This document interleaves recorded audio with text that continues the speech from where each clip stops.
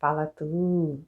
Oi, meu nome é Lívia, sou Imersões Literárias com o capítulo 3 de Escrever Ficção, o Manual de Criação Literária do Luiz Antônio de Assis Brasil.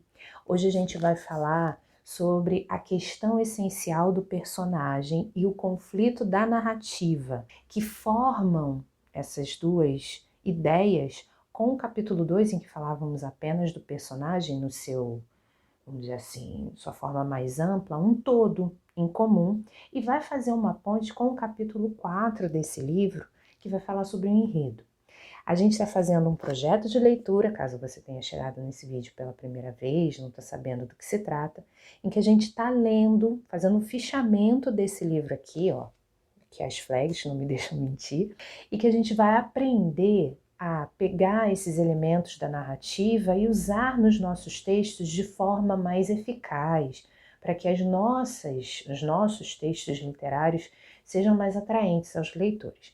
Então, se você está acompanhando a gente, vambora! Se você ainda não começou, adquirindo esse livro pelo link que está aqui embaixo, afiliado da Amazon, você vai ter o seu livro em casa, bonitinho, e ainda vai ajudar a gente a conseguir novos livros sobre escrita criativa ou de outras formas e fazer o canal crescer.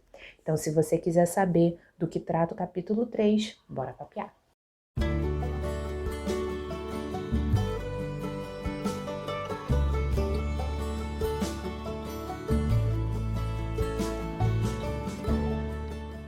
Esse capítulo é um capítulo super importante, porque ele vai falar de um aspecto do personagem que óbvio, né, a gente não é obrigada a conhecer tudo, mas quando a gente tá no nosso momento de criação da nossa história, seja ela vindo do início ao fim já na nossa cabeça, ou a ideia inicial aparece e depois a gente que lute para terminar, é um dos aspectos relativos ao personagem que a gente não costuma ter tanta atenção assim, a não ser que isso saia de forma muito natural na hora que a gente está escrevendo. É justamente essa situação da questão essencial. O título desse capítulo é Temos muito em comum com Hamlet. E aí vem o subtítulo, a questão essencial e o conflito da narrativa. O que acontece? O Hamlet vai ser usado pelo Luiz Antônio como uma espécie de corpus.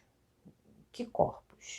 Para falar de questão essencial, ele vai fazer um pequeno resumo e trazer alguns excertos da peça Hamlet. Então, de acordo com o que o Luiz Antônio diz, o príncipe Hamlet já é um rapaz que, antes de todo o conflito começar, traz ali para o seu aparecimento na história uma série de questões do tipo: não me sinto capaz, se acontecer alguma coisa com os meus pais, o que é que vai ser de mim? Eu simplesmente não posso fazer absolutamente nada sem que as consequências que eu vá sofrer sejam extremamente horríveis. Aí, situações vão, né, se dar ali, todos, ou pelo menos a maioria deve saber do que se trata o Hamlet. O pai dele, o rei, morre em circunstâncias não conhecidas. A mãe, viúva, depois de 2 meses se casa, mas vai se casar justo com quem? Com o cunhado, o irmão desse pai que morreu, o Cláudio. Só esse fato do pai ter morrido e a mãe ter casado logo, praticamente não ter curtido a viuvez, já deixa o menino completamente estrambelhado da cabeça. Só que isso ainda não é o problema. O conflito, assim, que aí vai esgarçar totalmente esse enredo, é quando o pai aparece como fosse, em forma fantasmagórica, espectral, para o filho, dizendo: olha, morri sim, mas quem me matou foi o Cláudio, foi meu irmão. Então você trate de ir lá acabar com ele, porque o reino é seu e você tem de pegar esse reino de volta. Ah, gente, pra quê? O menino pode dizer, porque já é homem. Mas o cara fica completamente desnorteado. E eu vou fazer o que agora?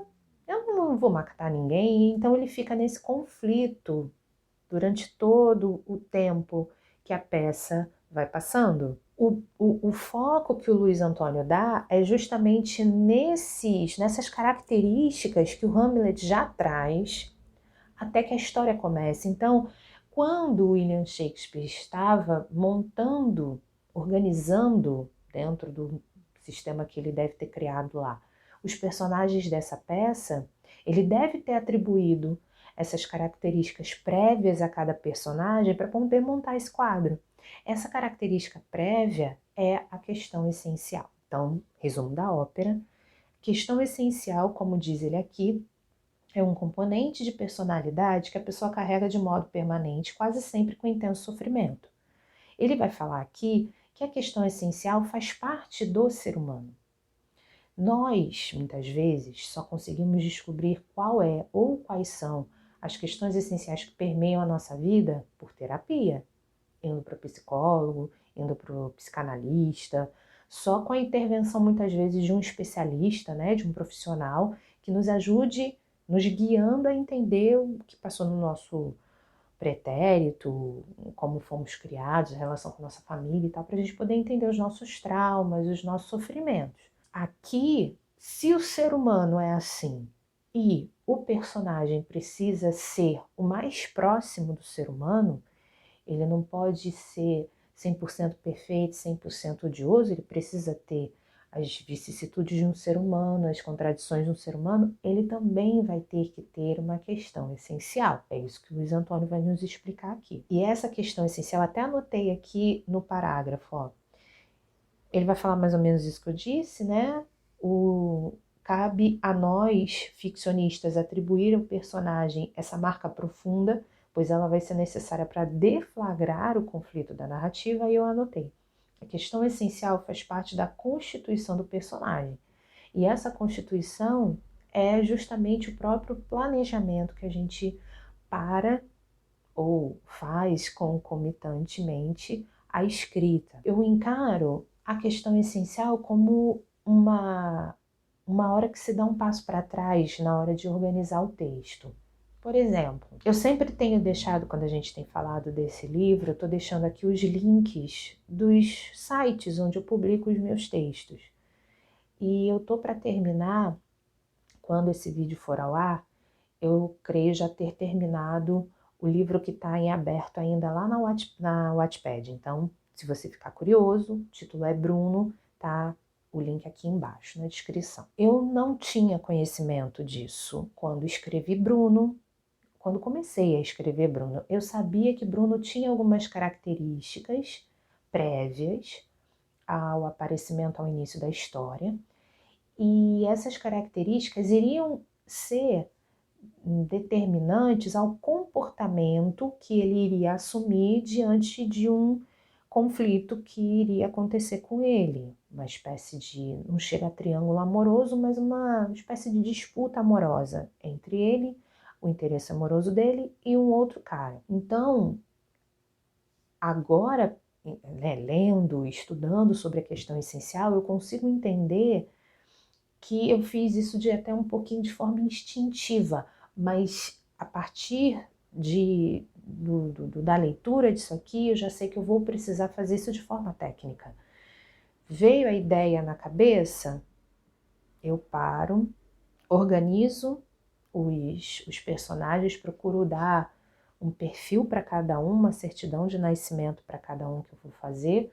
O personagem central, óbvio, vai ter todas as suas outras características mais aprofundadas, mas eu vou separar, porque para mim isso vai funcionar melhor, um lugarzinho para escrever as questões essenciais e deixar ali registrado, ó, o personagem central tem esses e esses problemas.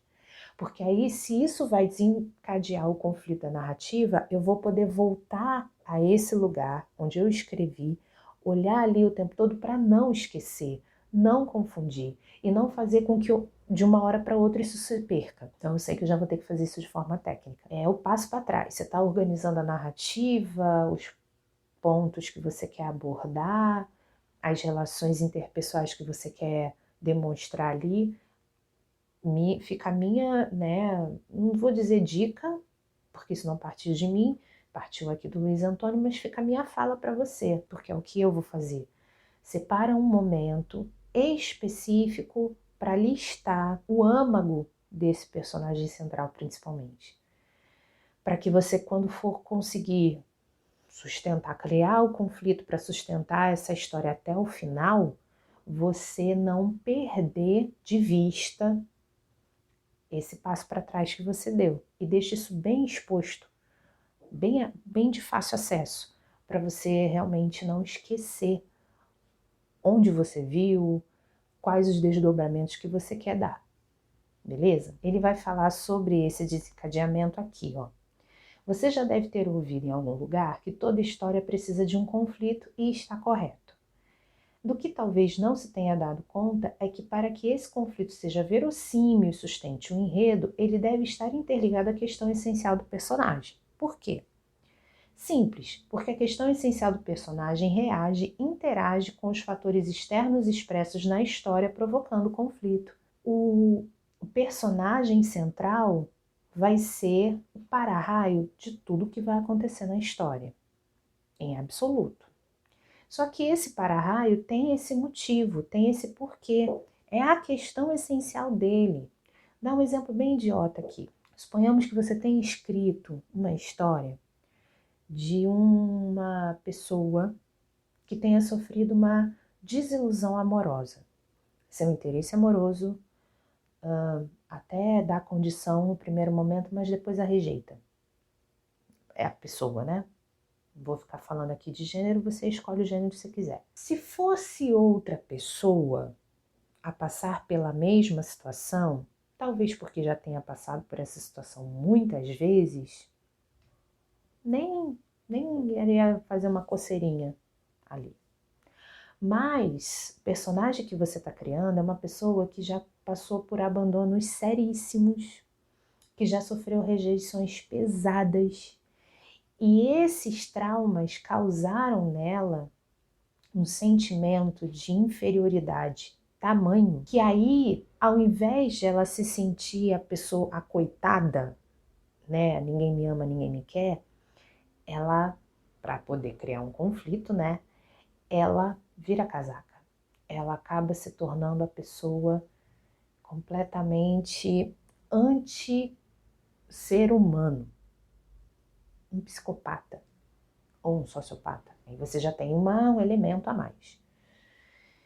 Não que a rejeição e o abandono tenham gerado a sociopatia. Fatores genéticos podem ter ocasionado isso. Aí você vai pesquisar se isso é possível, se isso é verossímil. Mas a rejeição do presente vai arranhar a questão essencial desse personagem do passado. E essa questão essencial vai fazer com que essa rejeição do presente não seja bem aceita e a reação que ele vai ter vai ser muito pior do que qualquer outro teria. E aí você tem o seu enredo. Que na verdade, acho que nos true crimes da vida, muitos deles, né, a parte da questão biológica ou psicossocial, né, dos transtornos que esses serial killers sofrem, tem muito desse componente emocional. Não que você vai torcer por um psicopata, né, enquanto ficcionista, ou pensar, caramba, mas ninguém vai torcer por esse cara. Mas você vai contar essa história, você vai tirar essa história de dentro de você sabendo por que que tal personagem age dessa maneira. Então, ele é um para-raio dos fatores externos que a sua história vai trazer. Ele vai interagir, ele vai reagir, ele vai se conectar. A questão essencial dele vai se conectar com esses conflitos. E olha que interessante, para você ver o quanto que o tempo da narrativa é importante para a gente poder se aprofundar direito nessa questão essencial, para que o nosso personagem não fique tendo reações que passem em brancas nuvens pelos nossos leitores. Friso que o lugar mais próprio para constatarmos isso, ou seja, né, a questão essencial se envolvendo com o conflito da história, é na novela, no romance ou em contos de dimensão maior, em que há oportunidade de que personagens sejam conhecidos em maior profundidade. Então, a crônica, eu tenho essa seguinte analogia na minha cabeça. A crônica, por ser um texto breve e por questão mesmo de né, de formação, de princípio, ela não se propõe a ser profunda. Ela pode desencadear reflexões profundas, mas ela mesma, enquanto texto forma, ela não se propõe a ser profunda. Porque quando muito, uma crônica não passa de 2 páginas. E ela é como se fosse um retrato. Ela é um retrato do dia a dia, né? A palavra crônica vem de tempo, cronos. Ela é um retrato do dia a dia. Já o romance, que seria o texto de maior duração, é como se fosse também um retrato, só que panorâmico. Porque se você comparar a crônica, que é super curtinha, com o romance, você vai ver que a crônica faz um recorte da realidade pontuado naquele dia e acabou.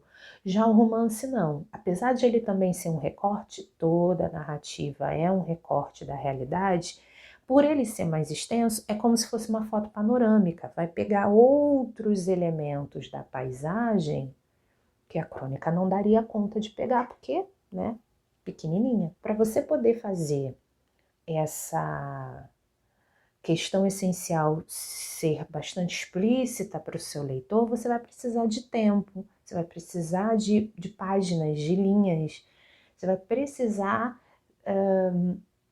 sabe, de peso, de base, melhor dizendo, para que o seu leitor não fique perdido. Por que o personagem agiu dessa forma? Agora eu já sei, porque a questão essencial que ele traz influiu sobre isso diretamente. Para que essas coisas aconteçam, somente se você tiver mais espaço.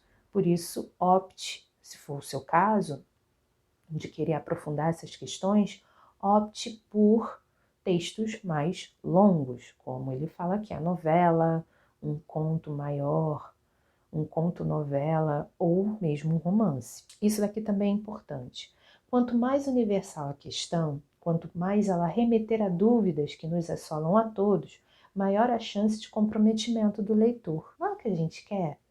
Que a pessoa que pare para ler a nossa história chegue ao final e se sinta satisfeita ou intrigada ou mexida, mas de qualquer forma que essa pessoa que está lendo a nossa história interaja com ela, ainda que a gente não saiba que ela esteja interagindo. Esse comprometimento só virá se esse personagem central for alguém verossímil. De novo a gente cai na verossimilhança. For alguém verossímil para o leitor. Alguém que o leitor diga assim, cara, essa pessoa podia ser qualquer um, essa pessoa podia ser eu. A gente tem uma ótima oportunidade de cativar o nosso leitor se a gente colocar no personagem central situações, angústias que o leitor em algum momento da vida já passou ou conhece alguém que tenha passado, porque ele vai ali se relacionar com esse personagem e vai ali querer chegar até o final para saber o que foi dado do personagem. E é tudo que a gente quer, né? Ser lido. Todo escritor quer ser lido. Nenhum escritor quer ter seu livro abandonado. Então, qualquer objetivo tem uma motivação. Essa motivação decorre da questão essencial do personagem. A motivação é a materialização da questão essencial.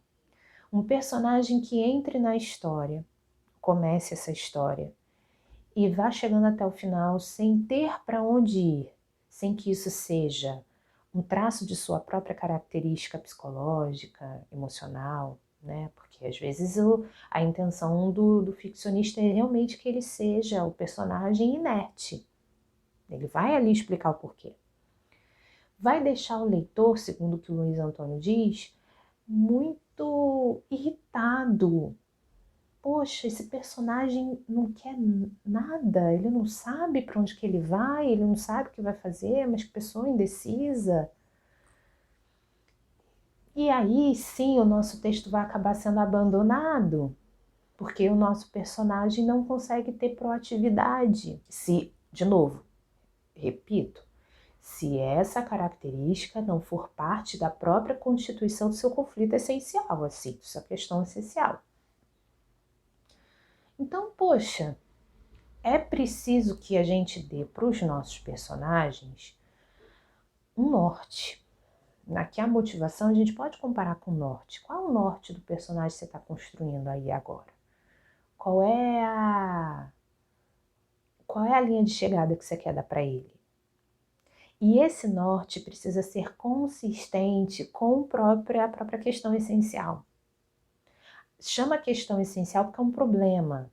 Não necessariamente esse problema será resolvido, mas pelo menos algo para ser feito para que esse conflito seja, né, debelado, o seu personagem precisará fazer. Se ele não tem para onde ir, porque o leitor percebe quando o ficcionista perdeu a mão, ele vai abandonar a história. E aí, já era. Geralmente, é que nem a gente falou no vídeo passado, quando o livro não merece ser lido 2 vezes, é porque ele não merece ser lido nenhuma vez. Ele explica, o Luiz Antônio, que a gente sabe, né, todas essas passagens e ensinamentos e exemplos fazem parte do curso de criação literária que ele dá na PUC do Rio Grande do Sul. Um curso de extensão dado lá na universidade e também tem essa cadeira dentro do doutorado de escrita criativa, parece. Ele criou uma espécie de fórmula que guia a gente nessa construção da questão essencial. São os fatores externos do personagem, somados às percepções e ações internas desse personagem a partir da sua questão essencial. Toda essa soma vai gerar o conflito da história e vai causar no leitor também, né? O sinalzinho vai causar no leitor tensão. Enquanto eu estava lendo essa parte aqui, eu estava me lembrando do teatro grego. Uma das primeiras manifestações de arte dramática, de texto dramático e, por que não, de texto narrativo também. Porque os textos eram escritos para serem encenados. Então havia ali uma história, um texto de ficção sendo construído para ser encenado lá nos anfiteatros. Ora, a tragédia principalmente, né, que era vista naquela época como arte maior,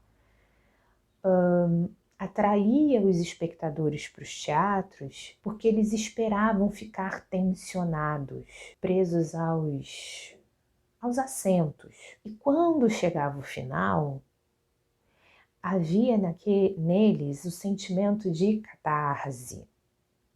Catarse ali explicada como: isto é apenas uma obra de ficção, não é a realidade. Então, se aparecesse alguém morto, alguém sendo traído, alguém sendo dilacerado por um sentimento terrível de culpa, tudo ficção.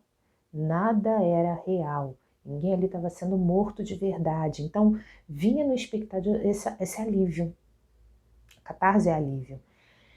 Se respirar fundo. Mas o que é a catarse, se não o alívio da tensão que o espectador ficou ao longo da peça todinha? A tensão que ele diz aqui vai, para ser uma boa narrativa, essa tensão precisa chegar à catarse, que vai ser o desfecho da sua história. Ele ficou preso na história o tempo todo que ele ficou. Ele ficou ali defendendo aquele personagem, não abandonou o personagem para ele poder no final ser ou se sentir aliviado da maneira como o personagem teve seu final contado. Então a questão essencial também gera tensão e o objetivo final de toda a história é gerar alívio, é gerar catarse. Então é necessário buscar fazer cumprir essa tensão para que o final seja catártico para o nosso leitor. O uso intenso do termo transformação do personagem gera um pertinaz mal entendido. Críticos teóricos e ficcionistas nunca quiseram dizer que o personagem se transforma por inteiro no fim do livro, mas sim que ocorre algo no interior da narrativa que modifica as perspectivas do personagem acerca do conflito. A transformação, portanto, é incompleta e ad hoc, mas, segundo o caso, pode dar a impressão de que o personagem é outro depois de tudo o que passou. Apenas em sentido figurado podemos aceitar essa ideia, que é aquela coisa, né, do personagem sair do ponto A para o ponto B, que são diametralmente opostos, sem que no meio haja uma explicação plausível do porquê ele mudou tanto. Ele vai continuar aqui falando sobre isso, nos fazendo pensar em aprender de tudo. Olha só. Mesmo os romances ruins podem nos ensinar algumas coisas. Uma delas, evidentemente, é o exercício da paciência. E outra, bem mais instrutiva, é o que devemos evitar quando escrevemos nosso próprio livro. Um romance com esse problema, ou seja, o personagem começar de um jeito e chegar ao capítulo no final do mesmo jeito, sem ter mudado a perspectiva de nada, ou pior, teve sua atitude alterada sem razão alguma, nos ensina que a alteração coerente da atitude do personagem é tão importante quanto sua consistência. Ele não pode, no fim das contas, vender seus princípios. Princípios estes que você, ficcionista, construiu. Se ele muda de princípios sem explicar o porquê, não vai dar bom. O personagem não vai ser acreditado, ele não vai ser levado em consideração. O leitor vai achar que está sendo enrolado ali. Dito de outra forma, precisamos pensar o personagem como um ser consistente em ação. Ele não precisa ser o mesmo a história toda. Ele pode, porque a vida não é em linha reta, ele pode mudar de ideia. Todos nós mudamos de ideia, todos nós sofremos transformações o dia todo, né? O tempo todo, a cada segundo. Mas o personagem ele tem de ter, pelo menos, que ainda que ele mude de ideia, os seus princípios, seus valores não podem alterar. E esses valores também estão construídos lá na questão essencial que ele traz. Então, por isso que eu te falei no início desse vídeo, coloca a questão essencial do teu personagem central num lugar de fácil acesso que fica o tempo todo ali diante de você, enquanto você estiver escrevendo, seja à mão ou máquina de escrever ou ali no teclado do computador, para você não perder isso de vista. E justamente ele não ficar mudando de personalidade sem que para isso o leitor não seja, né? Imagina, o leitor não é informado porque o personagem deu um surto. Aí ele vai ser desacreditado, o seu livro vai ser esquecido na estante, sua história na internet vai ser abandonada, enfim. Ora, se o personagem, repito, não deve ser um manequim, que levamos de um capítulo a outro, e ao invés disso precisa se assemelhar a um ser humano, tampouco esse mesmo personagem ser humano deve estar cercado por manequins. O leitor não acreditaria nessa história. Eu esquecia que algumas narrativas de qualidade demonstram, sem equívoco, o quanto os personagens coadjuvantes merecem cuidado igual ou similar aos personagens centrais. Isso pesa em favor da realidade da história. Afinal de contas, seu personagem central não vai, talvez, né, ser a única persona a compor toda a história. Ele vai ter de se relacionar com alguém.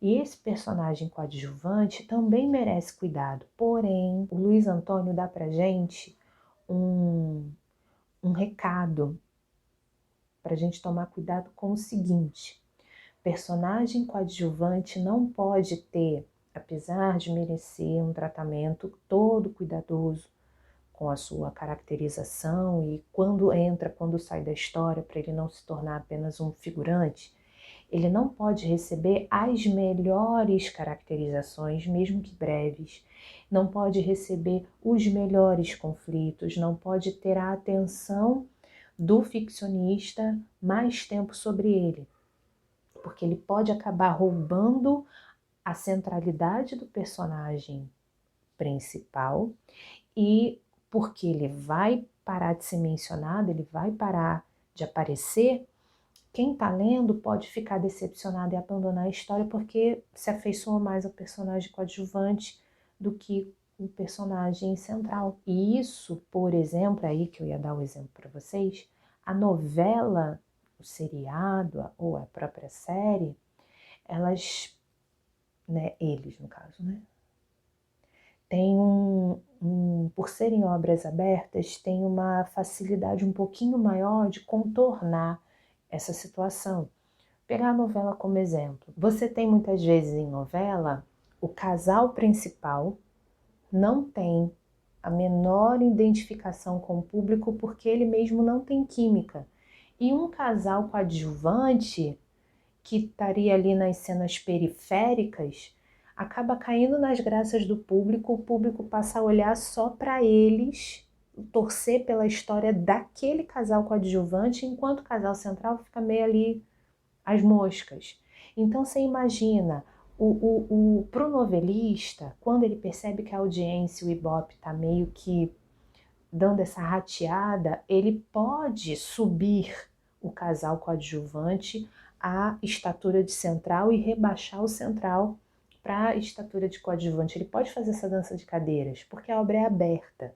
Agora, o ficcionista, quando está escrevendo um livro que já acabou, ele não pode fazer isso. Então a gente tem que tomar muito cuidado em não permitir que o nosso personagem coadjuvante acaba se tornando, vamos dar limite para ele, né? Acaba se tornando mais bacana ou mais sofrido ou de qualquer forma mais chamativo para o leitor que o personagem central. Senão era melhor você ter escrito a história do coadjuvante e não do central. Para a gente poder terminar, ele traz para nós aqui 2 tópicos que a gente precisa parar para pensar e tentar identificar onde estão os problemas, que a gente não está conseguindo alcançar isso aqui que ele está falando. Ele começa dizendo assim: se você não encontra a questão essencial do personagem, aí ele dá algumas sugestões. Pense se o personagem está nítido na sua cabeça. Se na hora que você construiu, que você planejou, você tampou todos os buracos, esse personagem está nu diante de você. Afinal de contas, você é quem está criando o personagem. Então, melhor, né, autora, para conhecer esse personagem a fundo é você.